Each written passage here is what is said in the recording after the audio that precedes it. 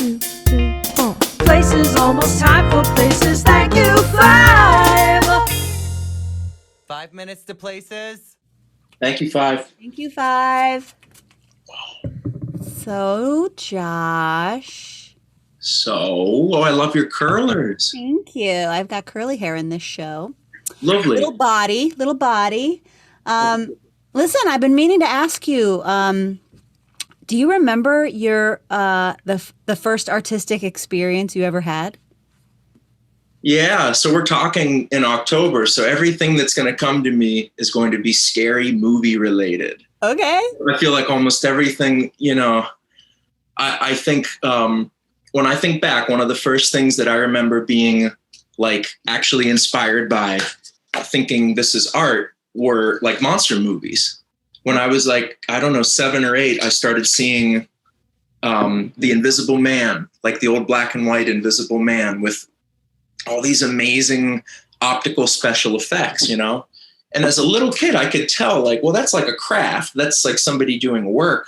But when it's mixed with this fantastic story, like that's art, it's scary, but it's also a story, but it's also funny.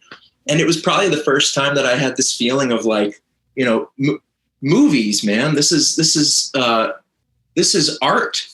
And not to mention my mother's mother and father were both professional model makers, and they would make dioramas in the city of Pittsburgh. So my grandfather on my mother's side made a lot of the old like 60s Fort Pitt dioramas and stuff, some of which are still there. What? Fort Necessity, yeah.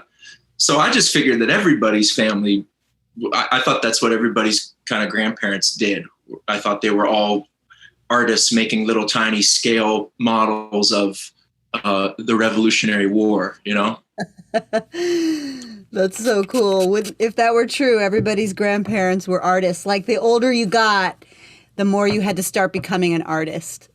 Yeah. That'd be a good rule to implement in the new world. They had all these stories of like when one of the big famous floods, I can't remember the last time there was a major flood down at the point.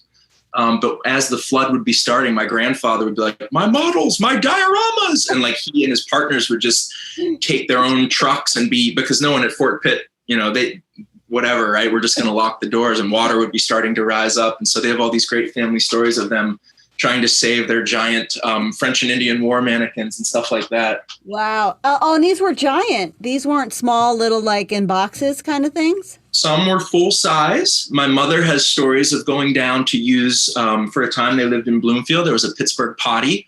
And so at times she would have to go down and use the bathroom late at night. And there would be like a giant, like a George Washington hat guy, like in the corner, like, ah! Oh my God. And other ones were small, like just tiny scale models. So little, like 1 half-inch people, like an overall view of a fort kind of layout, geography, So when did music come into your life? Like when was that something that was like, oh, this is the direction I want?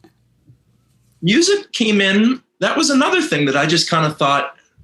I always walked around and made up little songs kind of in my head, and they were usually at that age, they're about your brother, you're singing like, I'm going to beat up my brother and stuff like that. And I didn't know that they were songs. I thought it was just little, like everybody walked around and made little tunes out of the phrases they heard. Yeah. And then I went to film school. I was studying film. I wanted to be a filmmaker for a time. Okay. And it was right at the dawn of the digital age. So it was like the end of expensive physical film. And I was so disillusioned. I didn't have the money to develop my movies. I didn't know what I was doing. And so I turned more and more to music stuff. Music was way more direct. I didn't need to, it was less collaborative, but at the time that was kind of what I needed because I didn't have a car. I couldn't move big lights and camera equipment around, but I could sit in my dorm room and I could record all the different elements of a song myself, Wow. So music wasn't something that came into your life until later. It wasn't like you weren't playing the guitar in your room as a 6-year-old. I played most of my life. I think I played guitar starting around 12. But again, to me, it was just a little fun thing to do. I always kind of fancied myself. I grew up in the era of like Dawson's Creek. So I thought, I guess I'm Dawson. I'm like the troubled dude who makes movies. And it didn't, and I guess, but it didn't occur to me until college that all these songs that I'd already been making up and guitar playing that I'd been doing was a more direct way to express the ideas in my head. All those little melodies that I'd written about my brother, that's a more direct way to say something than going to film school in 2001 and 2 and 3, when it was still the last dying era of expensive physical film, you know? Wow. Do you remember the first song you ever wrote? The first I wrote, let's see, I was one of those people where my dad would come into my room at night and I'd be playing guitar and he would say, "Have you written any songs yet?" And I'd be in maybe middle school and I'd say, "No, because I don't think I could write a good song yet. I'm waiting till I can write a good song," you know? So my dad was always like, "When are you going to actually write a song?" I didn't get that, you know, singing a song like, "Do you like it when I kick you, Nate, my brother?" I didn't know that those were like little songs too. So finally in high school, I started actually trying to kind of write like real words to these little melodies. And I still have some of the recordings because I do all my recordings on a Dell desktop computer. And they've survived all over the 22 years or whatever it's been. From Generation, you can dump into a hard drive. So I have literal still digital WAV file recordings of when I was in high school, you know? Wow. You still writing songs about your brother? Yeah, he looms large. He's a great guy. And it's funny because we do, bullying awareness programming. So I feel like I've indemnified myself now that I've admitted that at one time I wrote songs about bullying my brother. Yeah. So maybe everything else has been cathartic, you know? Right. An outgrowth of that. Like penance. Angst. Yeah. So you've been playing for a while, 22 years of material.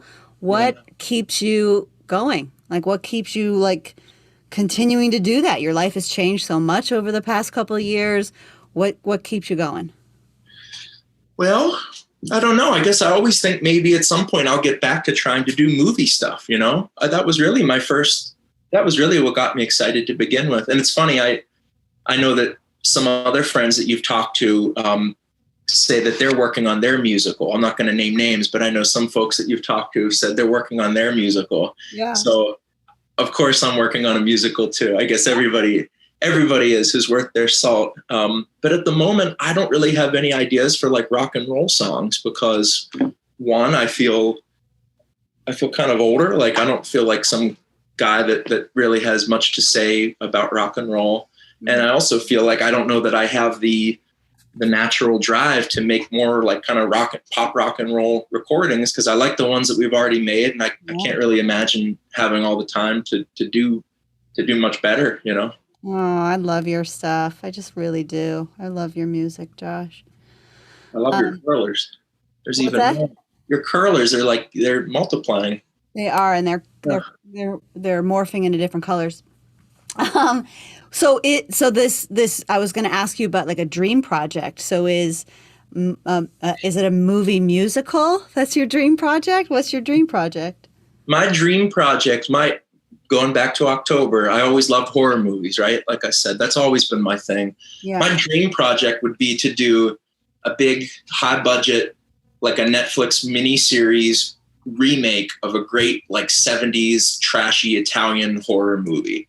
So like a Mario Bava movie or a Lucio Fulci movie or a Dario Argento movie, but do it as a great, super classy 12 episode, like they do with The Haunting of Hill House or one of those.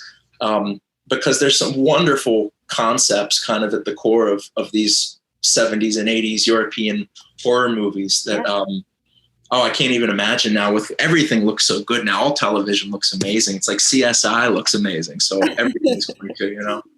Yeah. It'd be cool. Yeah. I think I definitely would love to be, to at least get a chance at some point to do some kind of horror filmed media. Right. Yeah. I don't know if movies are a thing anymore. So maybe it's not movies in a theater. Right. We don't know what is, but you know, it's all storytelling, however you do it. Yeah. I watched a lot of horror movies growing up because I don't know, I was just attracted to that that darkness or that absurdity, you know. And there's a lot of truth in you know, the allegories of horror stories. And I always wanted to be like a scream queen. So when I was little, I would practice my scream. And I was like, I got this incredible scream. I thought that would be like my ticket to ride.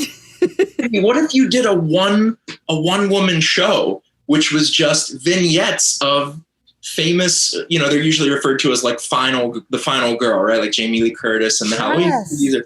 Could you imagine how kitschy and cool and like it would let you play such a variety of, or maybe they're not really a variety now that I think about it. They're all the same. They're all tropey. Running, That would be so cool. falling, and screaming, and entering the wrong doors, and just making the worst decisions. That would be awesome. Like I've always wanted to play Jason Voorhees' mother. You know what's crazy? If we do a Netflix multi-episodic reboot of Friday the 13th, you have got to be Mrs. Voorhees. You're channeling Betsy Palmer. I am down. I'm so down for that. Jason was my son, and today is his birthday. She seems unhinged. I actually, when I graduated from college, I got a book of monologues from horror movies, thinking that I would go off into the real world and do these monologues from Nightmare on Elm Street and Damien the Omen. Like Heather Langenkamp monologues and stuff. Yeah. Not very classically trained material, but I was a little different from everybody else. So what's your barrier? I mean, you know, money aside, what's the barrier that's keeping you from doing this dream idea? So, I mean, well, look, on one hand, I would be totally lying if I said I've had every privilege and opportunity, right? I had parents that were always so cool with making horror movies on the weekend and squirting fake blood with my friends. And then later when it became music, they were always so supportive of that. I mean, I'm coming from somewhere where not many people get to come from. Right. And so I recognize I never had that many in terms of those barriers. I didn't really have them. What I do have now is, it's funny, as I've gotten a little older, doing programs with Gab, who you know so well, a lot of, as I hit my 30s, I started to have actual physical limitations, like back problems related to playing music. It feels a little bit like the Green Mile now, where like I love playing music so much, but the shape that it gets my body in to hold a guitar triggers 20 years of muscle imbalance stuff. And so I'm not trying to get sympathy, but it literally kind of hurts to play guitar. So I do a lot of, I've tried to do a lot of yoga. I try to keep mobile, but in the last probably like 4 years, I've certainly had, like, you probably wouldn't know it to look at me, but I've had kind of like physical limitations related to music. My art requires me to sit with a guitar, usually with a computer, and being a tall person, I've always had poor posture. And I mean, literally, like, that's the story of my life, right? I'm always hunched at a microphone my whole life. And as I've gotten older, it's manifested as legit back issues, you know? Man, I'm getting old. It ain't a joke. It ain't no joke. I was just diagnosed with a degenerative disc disease in my lower back from all of the like gymnastics and physical, you know, trauma that I put it through, not even thinking that I was gonna grow old or whatever, you know? I mean, it's real. So not like an autoimmune thing, but actually like a physical result of kind of physical trauma. I'm on steroids right now because it's so painful. I'm gonna have to go through physical therapy. But like, you know, I just was outside talking to somebody and they were like, yeah, I got that too. I'm like, oh, okay, I guess I'm not special. It's just part of growing up. Human beings I don't know that we're fully evolved to stand upright yet. You know what I mean? Like, I don't know that our L5, S1 or whatever is able to really bear the brunt of all day long. You know, it used to be, we'd probably be, you know, down on our on our like elbows or something. Well, we did squatted much more by this point. You know, we really haven't evolved to the you know, the body shape of guitar playing, but maybe we're on our way. I don't know. I know, you'd think like, weren't cave people sitting around, like, I don't know, playing with like sticks or something. I don't know. You'd think that by now we would have gotten past this pain, but Well, I don't think cave people lasted very long, and I think yeah, I don't know, like our bodies evolved from physical labor and you know the ailments that people have. I mean, I don't know. well, I'm sorry to hear that. I hope that you get some relief, and knowing your kind of get up and go attitude, I'm sure you will tackle this degenerative thing. Yeah, I was like, that's a word I don't want to think about, but you know, I mean, it is what it is, right? Like maybe I'm supposed to slow down a little bit. Oh, it's like nature's way of telling you to stop doing backflips and gymnastics. Now, I would understand if you were a professional wrestler, then I would get it too. But you've never done any professional wrestling. You're saying this is from Not professional, just a total amateur circuit, the backyard, you know. trampoline wrestling. That's right. Very cool. Well, like, who is, since we're kind of all been in this slow down mode, kind of quieting pause space, is there anybody's work who you're really enjoying right now? Anybody who's really inspiring you? Yeah, there's a couple groups that are adapting so well to this whole 2020 situation. You know, Texture Ballet, right? They share. Yeah. Alan, who is their executive director, who's such a talent. Yeah. They also balance it with such a great sense of running their nonprofit and now running a school. They've embraced the whole virtual learning, pandemic performing, and they're doing great. They're a real inspiration. A guy named John Bindley, I don't know if you know him, but he is also, you know, John? Yeah. He in an era where it's like illegal to play a live rock and roll show, what does he do? He makes a WQED documentary. Like he had a primetime WQED program last night that was all about the history of his family and their hardware store in Pittsburgh and how that informed his music as kind of a working class musician, you know? Wow.